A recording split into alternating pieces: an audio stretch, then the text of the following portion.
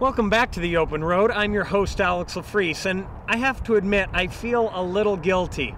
I was pretty harsh on the Lancer last week. Granted, it deserved it, but I'm rooting for Mitsubishi, so I brought along their newest offering, the 2014 Outlander. So can it restore Mitsubishi's honor, or am I going to have to be Gordon Ramsay 2 weeks in a row? Let's hit the Open Road.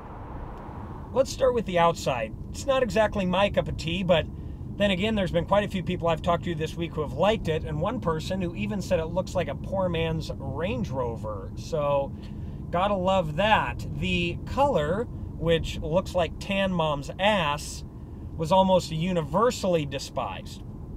Our tester, the SES AWC, comes with these great-looking 18-inch alloys, chrome accents throughout, and those halogen headlights. The Outlander gets nudged along by a 2.4-liter single overhead cam 4-cylinder, producing 166 horsepower and 162 pound-feet of torque. As if that wasn't bad enough, it's got a CVT that neuters this car even further. You're better off going with the top-tier GT trim level that gets you a V6, 224 horsepower, and a regular 6-speed automatic. Steering and handling aren't too bad from the electronically controlled unit, and the whole package will get you 24 miles to the gallon in the city, 29 on the highway for a combined 26 mpg. That number can be even better if you take advantage of Mitsubishi's wonderful all-wheel drive system, which they call Super All-Wheel Control. You can use this button to switch between all-wheel drive eco, which is essentially front-wheel drive, normal, snow, or four-wheel lock.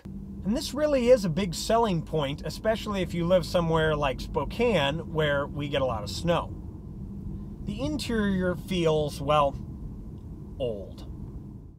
I would have no problem believing this interior came out 5 to 7 years ago, especially those wood trim pieces on the dash and doors. When I buy a new car, I want it to feel new. I want it to feel cutting edge, and this just doesn't. There are some bright spots though. This is the third head unit I've tried in a Mitsubishi, and without a doubt the best. Although as usual, it isn't integrated, which adds to the overall cheap feel. The gauge cluster is good as well, with modern-looking gauges and an easy-to-use center screen. Other interior features include navigation, Bluetooth connectivity, an eco mode, lane departure warning, and a sunroof, although blind spot monitoring is not available. Backseat legroom is just fine, and the seats slide if you desire. The third row, however, is a complete joke. They should have just left it out and given you more cargo room. Quick sidebar. You have to remove all 4 headrests to move the seats flush. I mean, look at these things. I guess sometimes bigger isn't always better. After driving the Lancer last week, I was pretty sure Mitsubishi didn't even care about the US market, but the Outlander has changed my mind. Is it any good? No. Would I buy one? No.